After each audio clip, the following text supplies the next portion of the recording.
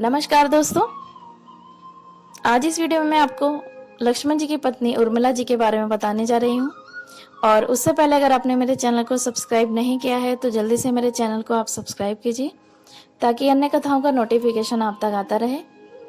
तो कथा ऐसे है कि पौराणिक मान्यता के अनुसार शेषनाग के कई अवतारों का उल्लेख मिलता है, जिनमें राम के भाई लक्ष्मण और कृष्ण के भाई बलराम मुख्य हैं। रामायण के अनुसार राजा दशरथ के तीसरे पुत्र थे लक्ष्मण जी। उनकी माता का नाम था सुमित्रा, इसलिए उन्हें सुमित्रा नंदन कहते थे। लक्ष्मण के लिए राम ही माता पिता गुरु भाई सब कुछ थे और उनकी आज्ञा का पालन करना ही उनका मुख्य धर्म था। वे उनके साथ सदा छाया की तरह रहते थे। भगवान श्री राम के प्रति किसी के भी अपमान सूचक शब्द को वे कभी बर्दाश्त नहीं कर सकते थे। वास्तव में लक्ष्मण का वनवास राम के वनवास से भी अधिक महान है। 14 वर्ष पत्नी से दूर रहकर उन्होंने केवल राम की सेवा को ही अपने जीवन का ध्येय बनाया। वाल्मीकि रामायण के अनुसार उर्मिला जनक नंदिनी सीता की छोटी बहन थी और सीता के विवाह के समय ही दशरथ और सुमित्रा के पुत्र लक्ष्मण को ब्याही गई थी।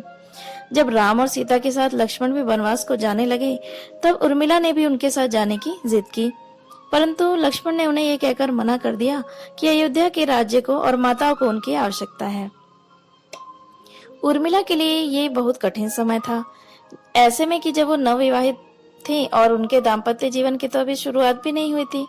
लक्ष्मण के वनवास जाने के बाद उर्मिला के पिता अयोध्या आए और उर्मिला को मायके चलने का अनुरोध करने लगे ताकि माँ और सखियों के साथ उनका वियोग थोड़ा कम हो जाए।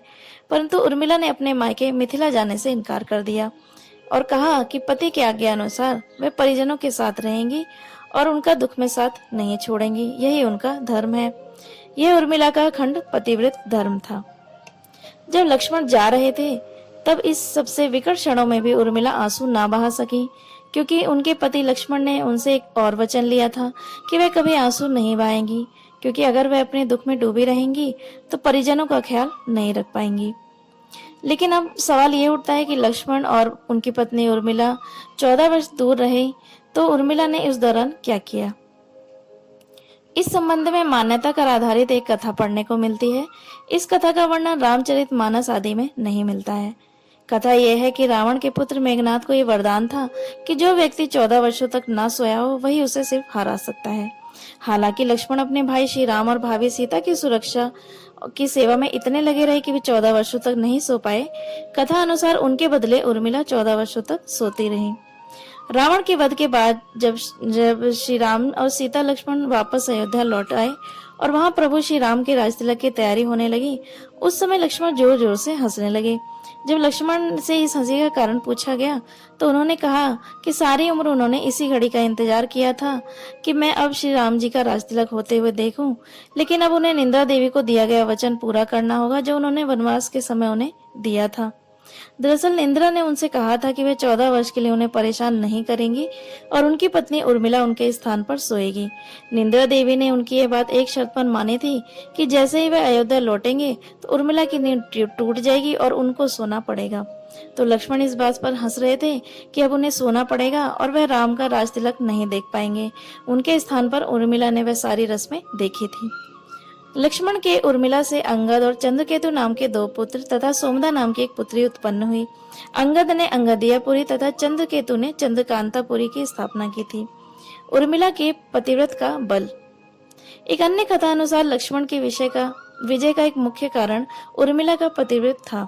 मेघनाद के वध के बाद उनका शव श्री राम जी के युद्ध शिविर में रखा था। उस शव को मेघनाद की पत्नी सुलोचना लेने आई। पति का छिन्न शीश देखते ही सुलोचना का हृदय अत्यधिक द्रवित हो गया। वह रोने लगी और रोते रोते उसने पास खड़े लक्ष्मण की ओर देखा और कहा, सुमित्रा नंदन, तुम भूलकर भी गर्व मत करना कि मेघनाद का वध मैंने किया है। मेघनाद को धराशायी करने की शक्ति विश्व में किसी के पास नहीं थी। यह तो 2 पतिव्रता नारियों का भाग्य था। अब आप सोच में पड़ गए होंगे कि निंद्रा देवी के प्रभाव में आकर अगर उर्मिला 14 साल तक सोती रही तो सास और अन्य परिजनों की सेवा करने का लक्ष्मण को दिया गया वादा उन्होंने पूरा कैसे किया। तो उत्तर यह है कि सीता माता ने अपना एक वरदान उर्मिला को दे दिया था। उस वरदान के अनुसार उर्मिला एक साथ 3 कार्य कर सकती थी। तो आशा है दोस्तों आपको उर्मिला माता की ये कहानी बहुत पसंद आई होगी। ऐसी अन्य वीडियोस को देखने के लिए मेरे चैनल को आप प्लीज़ लाइक और सब्सक्राइब कीजिए ताकि मेरे चैनल का नोटिफिकेशन आपको आता रहे। लाइक कीजिए, कमेंट कीजिए और अब आज्ञा दीजिए, धन्यवाद।